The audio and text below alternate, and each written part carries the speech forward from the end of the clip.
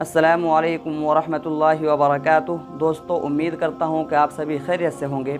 मैं मोहम्मद समीउल्लाह आप लोगों की खिदमत में एक बार फिर हाज़िर हो चुका हूँ और मैं अपने चैनल समीर गज़ाली में आप लोगों का इस्तकबाल करते हैं।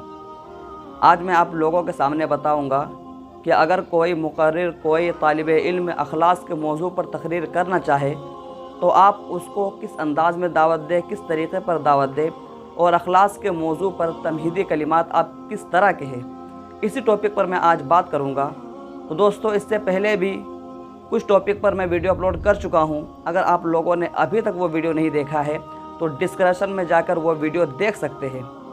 तो दोस्तों, वीडियो शुरू करने से पहले मैं ये कहना ज़रूरी समझता हूँ कि अगर आप हमारे चैनल पर हमारे वीडियो में पहली बार है और अभी तक हमारे चैनल को सब्सक्राइब नहीं किए हैं तो ज़रूर हमारे चैनल को सब्सक्राइब कर ले और साथ ही साथ बेल आइकन को ऑल पर क्लिक कर ले ताकि हर वीडियो की नोटिफिकेशन सबसे पहले आप तक पहुंचे, क्योंकि मैं रोज़ाना ही इन चीज़ों से रिलेटेड वीडियो अपलोड करता रहता हूं।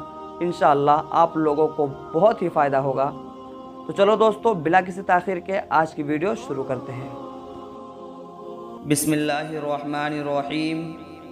सामिईन किराम, आपने बारहा पढ़ा और सुना होगा कि सदक़ात व खैरात देने में अखलास की ज़रूरत है, जिसमें बुख़्ल और उसकी तकज़ीब इंतहाई क़बीह व शनी अम्र है। लेकिन किसी बंदे मोमिन के अखलास व ईसार का इस दर्जा बढ़ना और मकबूल हो जाना कि उसकी मदह व सताइश में कुरान करीम की आयत का नुज़ूल हो जाए, ये उसके अखलास व ईसार के गायत दर्जा मकबूल व माजूर इंदल्लाह होने की माबैन कामिल दलील है। इसी तरह किसी मलऊन शख्स के बुख़्ल तकज़ीब की मज़म्मत में कुरान पाक की आयत का नुज़ूल होना उसकी इंतहाई सफ़ाहत व दफ़ात, खसासत व रसालत की शहादत है। इन दोनों पहलुओं को आयात कुरानी के रोशनी में वाज़ेह करने के लिए मैं एक लहीम व शहीम तालिब इल्म मोहम्मद समीउल्लाह को दावत दे रहा हूँ कि तशरीफ़ लाए और अपने तक़रीर हसना से हम सामिईन को मुस्तफ़ीज़ फरमाएँ।